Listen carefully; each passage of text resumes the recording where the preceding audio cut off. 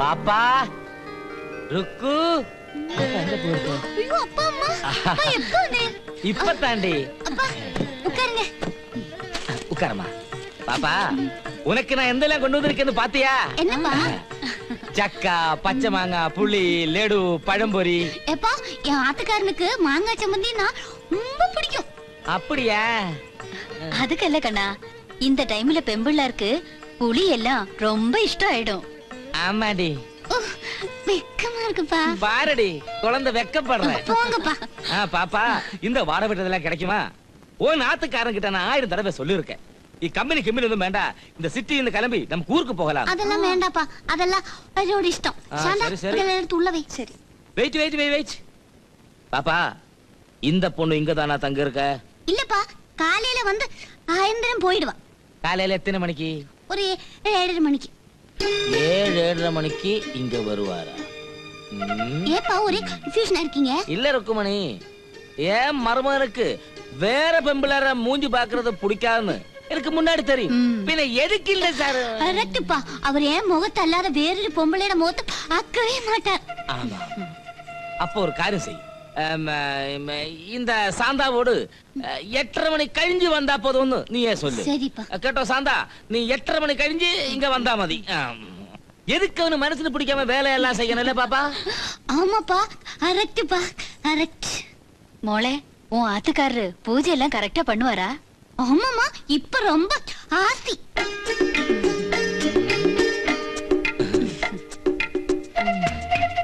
ஆமாமா, காலையில இருந்து குளிச்சு பூஜை முடிச்ச ஆபீஸுக்கு போனா அங்கேயும் அவர் பூஜை முடிச்சிட்டு தாப்பா வேலையே ஆரம்பிப்பா. பாத்தியாப்பா, மணி 10 ஆச்சு. இப்ப அவர் குருவாயூரப்பன் படத்துக்கு முன்னாடி உட்கார்ந்து அப்படியே போய் கும்பிட்டுட்டே இருப்பார். வா சாமி. Yes, I glad to inform you that my reputed advertising firm excuse me Rana, ഞാൻ എവിടെ നിർത്തി? Sorry. Advertising firm. Yes. Advertisers would like to take an ad film for your esteemed concern, Mrs. Jayalakshmi Jewellers. Details below. Sir, എന്താണോ ഇവിടെ കാര്യം പറഞ്ഞു കൊടുക്കുന്ന കണ്ടില്ലേ? തനിക്ക് ഇപ്പൊ എന്താ വേണ്ടേ? സെറ്റ് റെഡിയായെന്ന് ഇവിടെ ഒരു സെറ്റപ്പ് നടത്തിക്കൊണ്ടിരിക്കുമ്പോ അയാളുടെ ഒരു എടോ അതിങ്ങ് വന്ന് പറഞ്ഞാ പോരെ? റെഡി, അങ്ങോട്ട് ചെല്ല്, ഞാൻ വന്നോളാം. അപ്പോ കോമൺ സെൻസ് ഇല്ലാത്ത വൃത്തിയിട്ടവൻ. ഡീറ്റെയിൽസ് ബിലോ ഒന്നുമില്ല. Sorry, details below. അല്ലെ പിന്നെ വല്ലേ, ഒന്ന് കൈ അങ്ങോട്ട് ഉയർത്തു, വാച്ചാണ് അപ്പൊക്കോളൂ. അങ്ങനെ ഇഷ്ടായി, എനിക്കിഷ്ടായി. അല്ല, എനിക്കിഷ്ടം ക്ലാസിക് വാച്ചുകളാ. ഒന്ന് പറഞ്ഞേ. എനിക്കിഷ്ടം ക്ലാസിക് വാച്ചുകളാണ്. അങ്ങനെ എനിക്കിഷ്ടം പറയുമ്പോ എന്നെ നോക്കിക്കോളൂ. അങ്ങനെ പറഞ്ഞു. എനിക്കിഷ്ടം ക്ലാസിക് വാച്ചുകളാണ്. അങ്ങനെ കൈ ഒന്ന് പകരുത്, ഈ ഫേസ് ഇങ്ങനെ ഒന്ന് മാറി നിൽക്കാൻ ഞാൻ എങ്ങനെ എടുക്കുന്നത്? എനിക്കിഷ്ടം പറയുമ്പോ എത്ര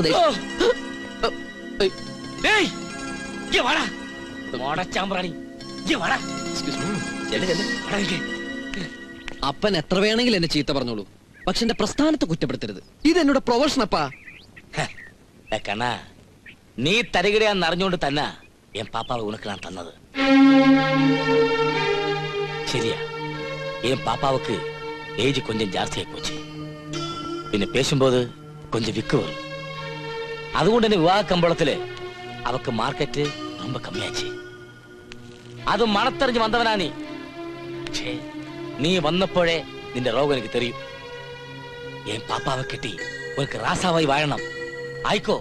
அதுக்கு தானடா என் பாப்பாவை உனக்கு கல்யாணம் பண்ணி தந்தது. அப்பா, இப்படி ஒன்னும் சொல்லக்கூடாது. ருக்கு எனக்கு கண்ணு மாதிரி அப்பா. கண்ணோ காலோ அவனுக்கு தெரியாது. ஏய், നിന്നെ പോലെ എങ്ങുന്നോ തരകടയെ വന്നവനാ ഞാനും. എന്ത് വേണത് ആയിക്കോ, പക്ഷേ എന്റെ ഒറ്റ മോള റുക്കു, അവളെ നീ വേദനിപ്പിക്കരുത്. വേദനിപ്പിച്ചാൽ ഒന്നെ ഞാൻ കൊന്നിടുവേ. ஞாபகம் വെച്ചുക്കോ.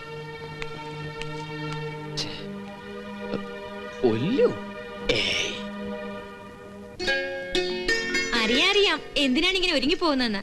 ഇല്ലാത്ത രോഗവും പറഞ്ഞ് ഡോക്ടറോട് സൊറ പറഞ്ഞിരിക്കാൻ വലിയ വീടുകളിൽ ഒരുപാട് സുന്ദരിമാര് വരുമല്ലോ. ഡോക്ടറാണെങ്കിലോ എന്തിനും റെഡി. You are right.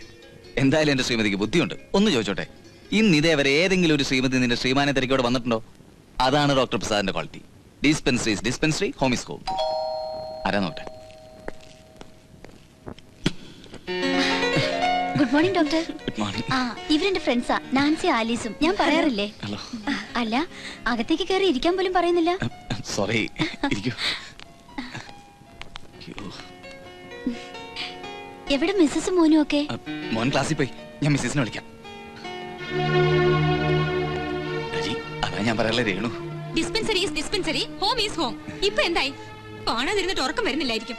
വീട് വരെ എത്തിക്കഴിഞ്ഞു ഓരോന്നും. രാജി ഒന്ന് പതുക്കെ പറ, അവര് കേൾക്കും. നീ എന്റെ മാനങ്ങളല്ലേ. കേക്കട്ടെ, എന്റെ ക്ഷമ കിട്ടാലുണ്ടല്ലോ. മിസ്സിസ് അടുക്കളയല്ല, നിങ്ങൾ വന്നറിഞ്ഞ് കാപ്പി എടുക്ക. പുള്ളിക്കാരത്ത് വലിയ സൽക്കാരപ്രിയ. പിന്നെ വന്ന കാര്യം? ധൃതിയുണ്ടോ? ഞാൻ ഹോസ്പിറ്റലിൽ പോവാൻ റെഡിയായി നിൽക്കായിരുന്നു. ശരി, ഞാൻ ഡോക്ടറുടെ സമയം കൊല്ലുന്നില്ല. അടുത്ത ഞായറാഴ്ച ഞങ്ങളുടെ വെഡിങ് ആനിവേഴ്സറി ആണ്. ഒരു ചെറിയ ഗെറ്റ് ടുഗദർ. ഡോക്ടറും വരണം. ആ അന്ന് ഹൗസ് വാമിങ്ങിന് വരാതിരുന്ന പോലെ വരാതിരിക്കില്ലേ? അടുത്ത ഞായറാഴ്ച അല്ലേ? എന്തായാലും വരാം. മിസ്സസിനെ കണ്ടില്ല. മിസ്സിസ് അടുക്കളയിലായിരിക്കും. സാരമില്ല, ഞാൻ പറഞ്ഞോളാം. അല്ല, കാപ്പി ഒന്നും വേണ്ട. എന്നാ ഞങ്ങൾ പോട്ടെ. മറക്കരുത്, തീർച്ചയായും വരണം. എന്തായാലും വരാം. വാ പോവാ.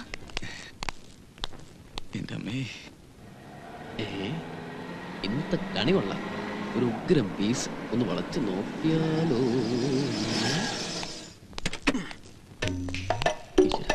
കാണല്ലേ.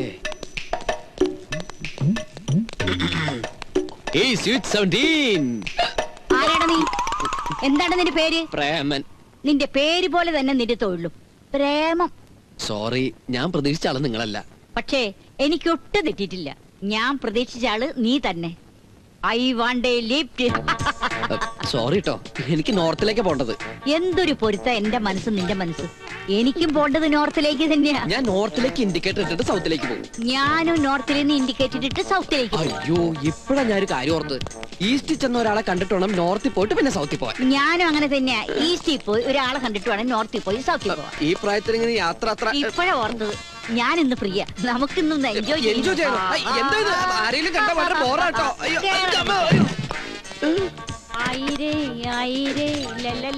അമ്മച്ചിയുടെ തലക്ക് വട്ടുണ്ടോ? വട്ട് നിന്റെ തന്തയ്ക്കാ. വണ്ടി ഇടറാ.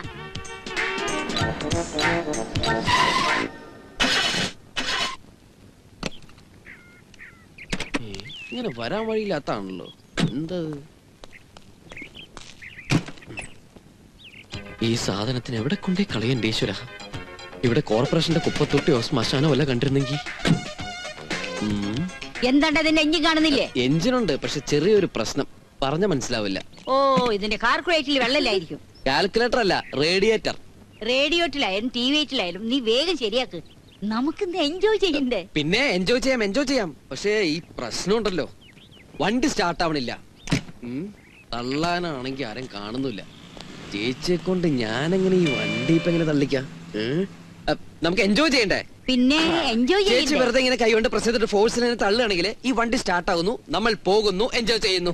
ഞാൻ ഇങ്ങനെ തള്ളണം അല്ലേ? അതെ. എടാ കള്ള, ഇങ്ങനെയുള്ള പല അടവുകളും ഞാൻ സിനിമയിൽ കണ്ടിട്ടുണ്ട്. ചേച്ചി എന്തിനാ വയസ്സാം കാലത്ത് ഇങ്ങനെ സിനിമ നടക്കണേ? ആർക്കടാ വയസ്സ്? നിന്റെ മറ്റവൾക്കാ. കേരള വണ്ടിയിൽ അമ്മച്ചി ഞാൻ എന്നെ കൊണ്ടേ പോവുള്ളൂ അല്ലേ? അതെ, നിന്നെ കൊണ്ടേ പോവുള്ളൂ. വരാനുള്ളത് വഴി തെങ്കിലും ആരോ പറഞ്ഞത്. അത്ര ആരോ അല്ല, ഞാനാ പറഞ്ഞു. എന്നെ തള്ളേ. Okay okay. കണ്ടിന്റെയൊക്കെ കറക്റ്റല്ലേ? ലൈഫിന്റെ പ്രശ്നമാണേ. Good night. എന്തൊരു ജന്മം.